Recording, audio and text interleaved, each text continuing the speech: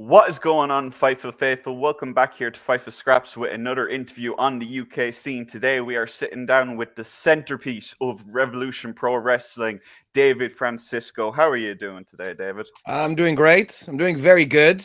I'm feeling tired and fulfilled. How's Yeah, that for a description, right? yeah, yeah. It's been really cool. I appreciate that we got to get this going. I appreciate being here for Fightful. Sean Ross Sapp, what's up? I know you know who I am, and I just wanted to say hi. And here we are. It's cool. How you doing, Corey? I'm doing good, doing good. Ready to talk with you about quite a bit of wrestling. So we'll start off with something that's very recent. Yesterday, to be exact. Yesterday at Yes. Future Pro Wrestling, you had the chance to wrestle Suicide, and I'm just wondering what that experience was like, and just any comments on that? It's crazy, isn't it? It's Yeah. really crazy. There is I was discussing with a few of the veterans on the locker room there, Shah, RJ, Paul, about how there was one of them. I don't remember which one, which is a shame. I like to credit them. They were telling me how they were talking to me about FWA and those days of wrestling, and having in mind that like we dated the interview today, earlier today. Bendo Nagasaki on Twitter did a beautiful thread about the third time that FWA run Your Call. And I got to actually see what I was told yesterday from another perspective, Hmm. which is the idea that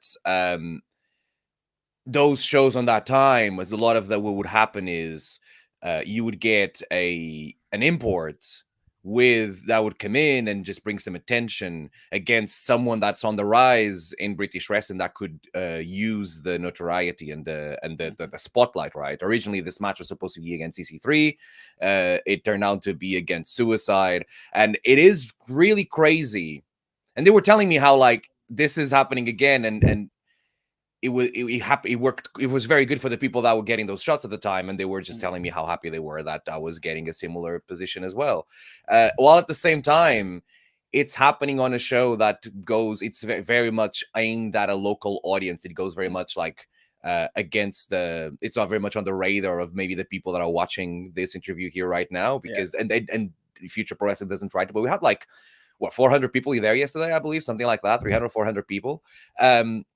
And it was just it was an incredible experience of, and a little bit of uh, a vindication of the hard work that not just myself but the people that are helping me are putting into my own development, while at the same time being very making me feel very satisfied with the idea that it's very comfortable. I am very comfortable being asked to wrestle someone like Suicide or someone like EC3. I'm very comfortable being put in this position now because of all the work that I've had to earn that comfort and that confidence in myself. So which means that I get to actually enjoy the experience. And Hmm. it was great. It was just a beautiful day. I am very happy with yesterday, and I believe the match is going to be out on the Future Pro Wrestling website, on the Future Pro Wrestling YouTube channel really soon.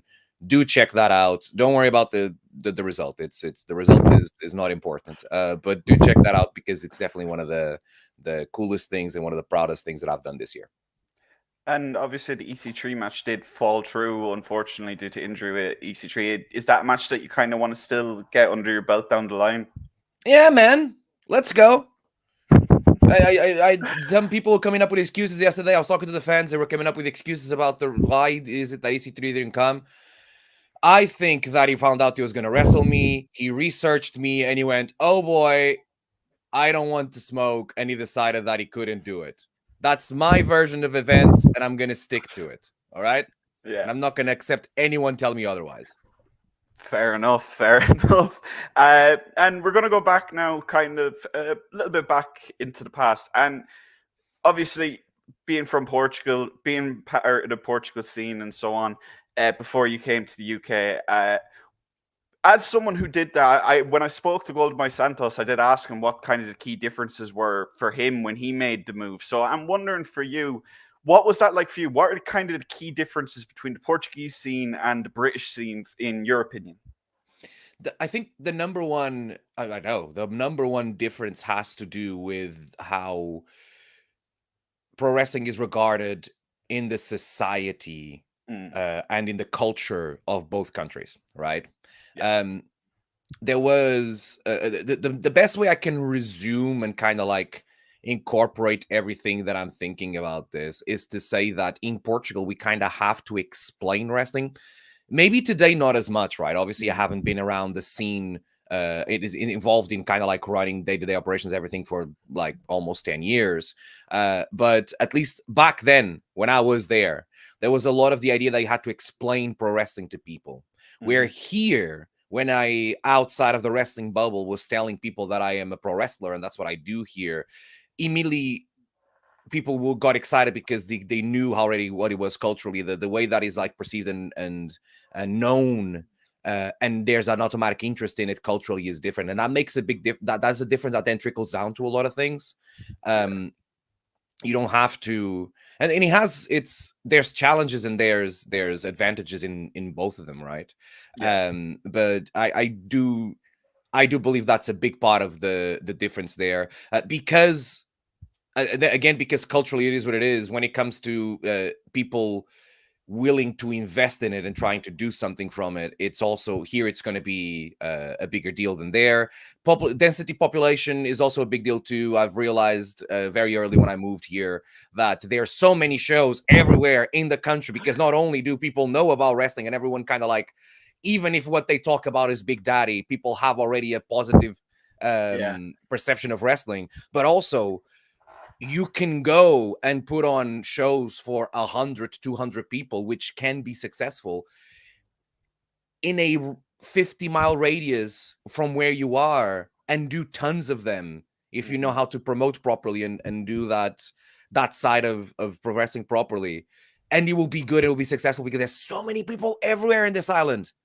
I don't know what happened before I left here, but there's people everywhere, which is a positive for pro wrestling, right? And maybe Yeah. in Portugal, it's not as feasible right now. In Portugal, um, you have a lot of wrestling in Lisbon, the capital, right? The biggest city. Mhm. By Porto is also a very big city, but these are basically the two big cities, and Yeah. then the third one would be definitely not as big as the first one, and then once you trickle down outside of that, it's harder to create and promote pro wrestling and do wrestling there. Where here is much easier. The other difference is that because it's that easy and it feels like that, there's way more. Um, I coined this phrase in a promo once, and obviously I am using it in a with very specific goals in mind. But there's definitely a sentiment that I see from my peers here that they kind of take it for granted, Mhm. right? When Yeah. in the beginning of, and Sens, I'm sure, felt the same thing, and I think we bonded over this. Of like in Portugal back in our day, if you had like 5-6 shows a year, you would be a celebration because you would be out of the norm Yeah. from how many shows there are. And I did 5 or 6 shows in the first 3 weeks of August. Yeah. It can sometimes become um sometimes we can be so much in this the wheel that we forget how lucky and fortunate we are to be in a place that welcomes wrestling the way that it does, and that goes both for people on this side of the barricade and people on that side of the barricade. That um it's how can I put this in a way that's not going to come across confrontational, which is not my intention, right? Yeah. Okay, Tanahashi was just here this weekend, Yeah. right? Hiroshi Tanahashi was just here this weekend, Mhm. and there's certainly a few people have thought, "Oh, is here all the time. It's fine if I miss this one because he'll be able to be here next time." And like, yeah, true, he's here all the time, but one day he's not going to be, right? Yeah. Um, Same thing happened a little bit with Osprey. Of like Osprey was doing a run in the Indies that ended in February, and suddenly he's gone, and the people that didn't go and catch it didn't get it, right? Yeah. Um, Michael Oak, Connor Mills, Leon Slater, Danny Luna. Like you see all these names of people that sometimes we may take it for granted because we are used to them being all the time Mhm. around, and then suddenly they're not going to be, right? And it's uh, it. it's that sentiment that is natural. Of course, it's normal that people feel that way. I don't think it comes from malice. It's just the circumstance of the culture. But from a perspective of someone that sees a very different scene in a different country, it's that's another difference, and it's interesting to see it that way. Yeah, I think those would be the biggest ones probably. And when you did come into RevPro, you did start off as a contender, you did graduate from a contender. What was that process like of being a contender, graduating, and kind of being in a position now where you're amongst the RevPro roster as a bona fide roster member? Being a contender was a blessing, an absolute blessing. The invite was one of the greatest things that could have happened, and I'm very thankful for being able to be brought into the RevPro fold that way. It was offered to me by Andy after I, for a few years, worked a lot and got involved a lot in the shows, and gave myself a lot of the times to just show that I was how willing I was to be involved and to wanted to participate. It's very funny. I was studying RevPro tape from 2018, 2019, and I see myself ringside on those shows even before I was a contender, just helping out and being part of the crew. And I forgot that I was doing that. There's oh wait, that is me. That is a completely different person, but it's me. The good thing about being a contender is that it brought me into the fold and it got me in a ring. Again, I feel like I will feel this more because I come from Portugal, and the RevPro stage is a big one. It's a very big one, and it's even bigger for me that I didn't grow up in this country, and like it's not. I had to do a big sacrifice and a big change in my life to be able to gain the possibility of access to that stage, right? So it's a huge deal. And sometimes when we're just like in the wheel, we don't realize how big of a deal it is, right? How much people are actually paying attention to a place like RevPro.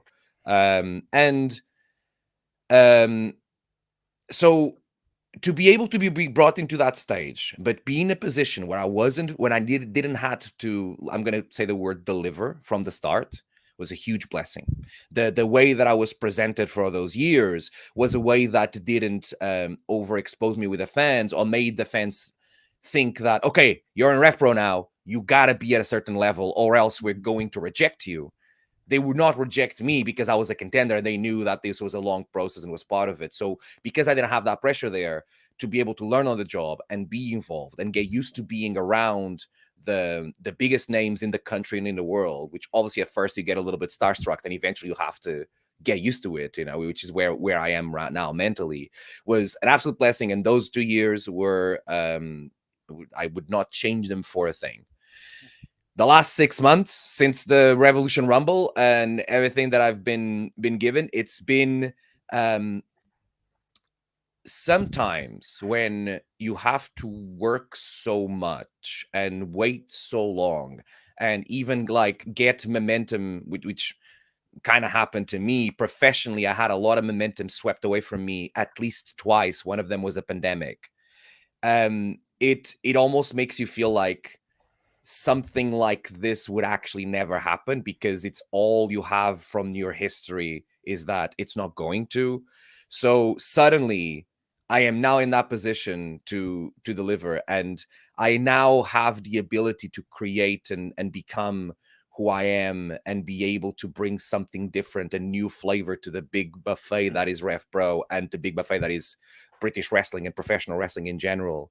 And it's been so amusing to go through this process and create what we created and figure things out and understanding how it is and being able to get people to see people. And I'm talking both fans and even people backstage who maybe have only seen me as a contender, right? And don't get to, because obviously they wouldn't, access to things like what I've been doing in Future Pro Wrestling, what I've been doing at Purpose Wrestling, all those places that are a bit more localized when it comes to their audience, to then see like, oh, there's so much to David Francisco, and it's been very entertaining to see it. It's been a very fun process, and again, a lot of what I feel professionally this year when it comes to wrestling has been a bit of like a vindication and a lot of victories from all the hard work that we've been putting for the past few years.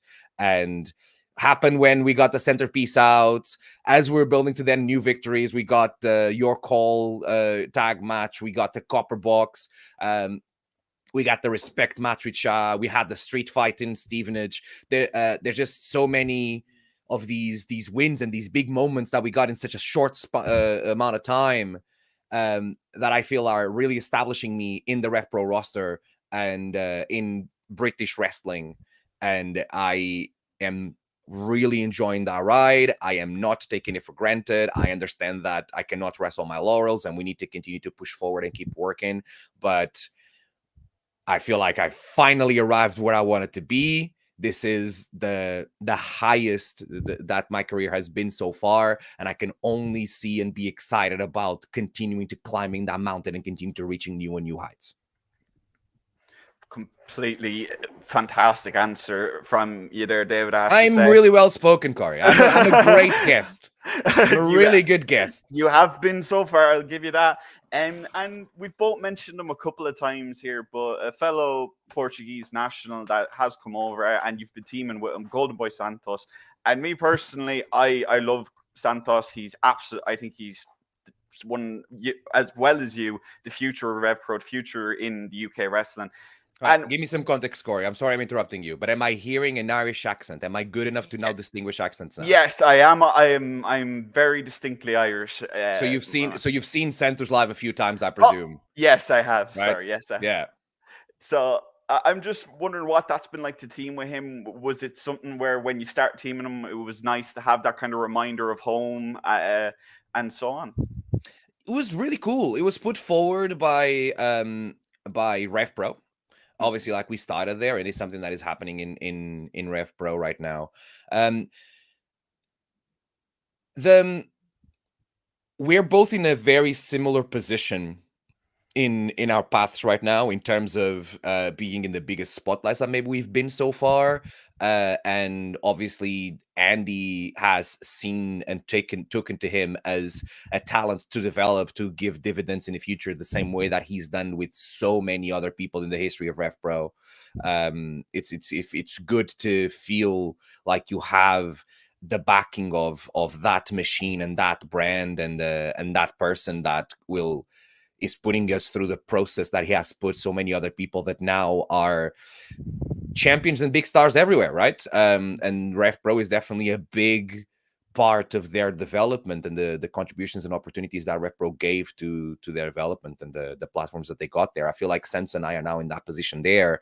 The two things that stand out to me for when it comes to the team is, first of all, how we found a way to not present the team as, oh, it's the two Portuguese guys on the roster, let's team them up. Yeah. Right? I've always been very, I don't hide that I'm Portuguese. I don't want to make my personality in wrestling about that. And a lot of times, especially in the beginning when I moved, there's like, oh, but it's going to be so easy if you just do that. I'm like, yes, I know. It's also very, I don't know, it just wouldn't fulfill me creatively to do so. And it's just been very cool that from the start we've been able to not do that, which leads me to the second point, which is the dynamic that we have is very complementary. I feel like Santos' strengths are the things that I am working on, and my strengths are the things that Santos is working on. And there's been we haven't had a lot of chances to tag and work together yet. I don't see how that's not going to happen more and more in the future. But there's been already a good synergy between both of us of not hiding behind the other to not be in a position, to not step out of our comfort zone. Yeah. And he's been very supportive of me, and I am hoping that he feels that I've been very supportive of him. So to learn from each other and be able to develop each other and be able to gain to be able to become better pro wrestlers by working together. I also am very happy and fortunate to be in the position where I can welcome Sense into a locker room in a place where he has at least a bit of a familiar face. Obviously, I'm not the only person that he knows, but it's just if the roles were reversed and I was the one coming into the RevPro roster and having him there it would put me at ease. And I am. Yes, exactly right. And you just like you have some sort of just an ally and someone that goes through the things that you go through and understands you better because of the experiences that you get, maybe better than other people, and can just like help you navigate the very aggressive waters of professional wrestling. It's the team and the synergy we're getting together, and how much we've been able to help each other and continue to work together is really good. And I am only looking forward to move on from Shah and pick up where we left off with Sunshine Machine, because I remind everyone watching this, and you can use this to do a headline sometime, I have a win over Chuck Mambo, a current RevPro undisputed tag team champion. I was going to mention that a little later, but you've kind of undercut me there. But you're correct. I am nothing if not a man of business, Corey. Absolutely. And speaking of business, serious business, and you've mentioned it there. You mentioned Shah. You mentioned the respect match, but I really do want to talk to you about the respect match, because I have to say, man, I've seen a lot of kendo stick beatings in wrestling, but that looked extremely painful on your part, especially the strike to the neck. I do want to just ask you about the program with Shah in general as well, but kind of how have you felt about not just the match itself, but the build to it, and then the reaction to the aftermath of the respect match? Can you see? Is this camera going to catch this this scar? I'm not going to take my shirt off, because if not, it's going to be. Yeah, it's really bumpy out. I was having a shower earlier today, and I'm like, oh, this is still here, and it's been a while. It's wrestling is crazy. It hurts. I got a message from my mom 2 days ago.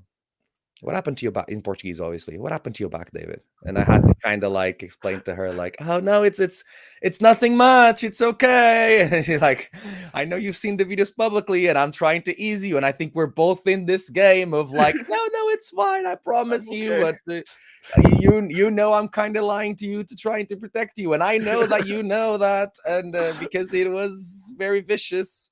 I'm sorry I left you to do this. It's the kendo stick got stuck in my hair, which is ouch. Yeah, it's a visual and a half, and I am very proud of that moment, because there's right the point that I'm going to choose to talk about in this point here is that with the process that I've been going through of finding and presenting myself to this new audience that is seeing me now, the biggest thing that has come out, or the thing that stuck out to me the most when it comes to fans' reaction to that match, is when they say that they weren't expecting it to be like this.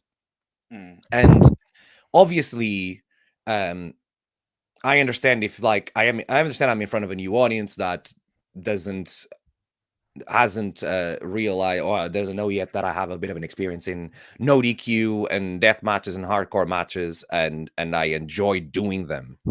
And then at the same time, there was a little bit of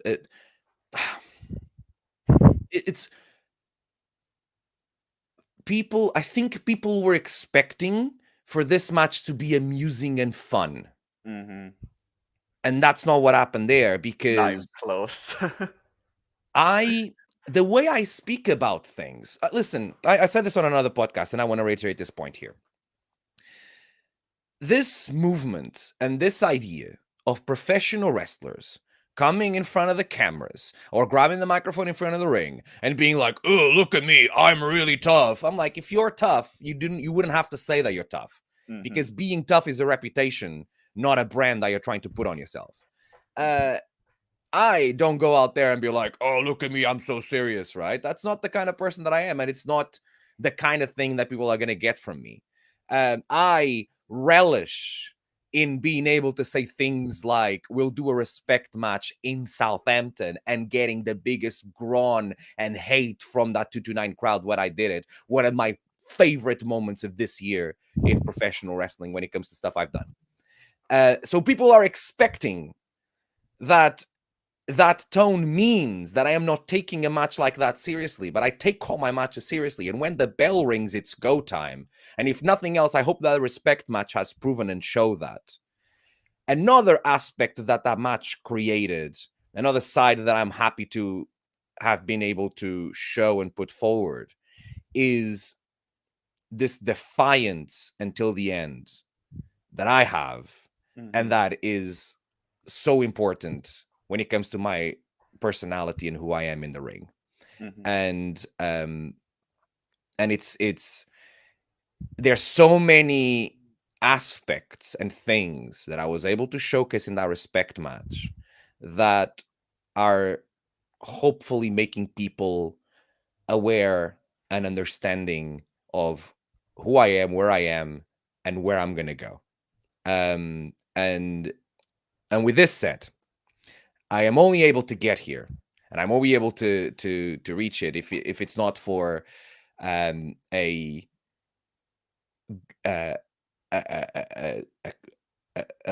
group of circumstances that get together and happen at the same time, right? First of all, the trust of Revolution Pro Wrestling to give me what happened in the Revolution Rumble, right? If I am not put in that position and I am not given what I'm given, then I cannot then grab that and capitalize with it, right? If I have nothing to talk about, I can't put these videos that I put out on my YouTube channel and on my social media and on all of that. And it's been a very fun process of working together and building things together between me, Sha, and RevPro, knowing that this is where we're going to end and this is where it was going to culminate. And then there's another element here, which is the insane reception that Southampton has given me and how they've decided that I am their favorite wrestler.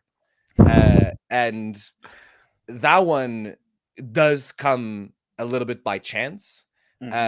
Most of the things that I've done that were relevant and important in my time as a contender happened in Southampton. They just happened to happen in Southampton when it comes to timing, but then they happened there. And then that crowd really connected with me. And they just refused. And there's fans out there and then other podcasts and other things saying, as I am in the ring, basically presenting the centerpiece to everybody, they are saying, I am not going to boo this person. These are guy, and we're sticking with him till the end. Which creates an even more interesting and fun environment in Southampton that gives that match a live bias that I find very interesting. People that weren't there and saw only on demand, probably obviously, and I understand why, are not as emotionally connected to that match as the people that were there and how special that moment was. And I find that very interesting and another learning experience. And I am very proud of what we've done. I think that I think I was able to showcase myself in a great light, and I am very thankful and grateful for the platform to do it and what we've done and the ripples that's sending throughout, and how the reaction I got, the Future Pro Wrestling match against Suicide was the first one after the Respect match. The way people welcome me was different. I can't tell what it is, but it's different. And I believe that it comes from the respect that I gained there. The other thing, on the other side of the coin of this, and Sha put out a tweet talking about this, of it just also showcased how valuable it is to have someone like Sha Samuels in a roster like the RevPro roster, have someone like him being able to work with people like me, and how he is very valuable. He is at a high level and he can do anything in wrestling. He has so much more to offer. And that match was no exception. And as we start winding down a little here, David, I do want to ask you about Someone else who kind of has a bit of a confliction with your nickname a little. He is the heart and soul of RevPro, JJ Gale. Do you Ugh. think there's going to be, well, with that reaction, I think I know the answer to this, but I'm going to keep going. Do you think that's going to be a confrontation that comes down the line, the centerpiece versus the heart and soul? I got a list of targets, and JJ Gale, I still need to come for him because he eliminated me from the Revolution Rumble. And people in Southampton are like, "Oh, he's our guy." Like, no, I can prove that he's not. He 100% isn't. I think that if you have to call yourself the heart and soul of anything, then you probably aren't the heart and soul of anything, right? Bobby Davis, the Purpose Wrestling commentator, will call Nino Bryan the heart and soul of Purpose Wrestling, much to my chagrin, having in mind all the time and effort that I put into Purpose as its promoter. But Nino doesn't call himself the heart and soul, right? I mean, if you come out there and be like, "Oh, I'm JJ Gale, and I'm the heart and soul," and I'm like, "Well, if you really were, you didn't have to tell us." But once he can call himself whatever he wants, because it doesn't matter what his name is when he gets in that ring. Understandable. That's a match that I know I definitely want to see, and I imagine quite a few RevPro fans will look forward to seeing down the line.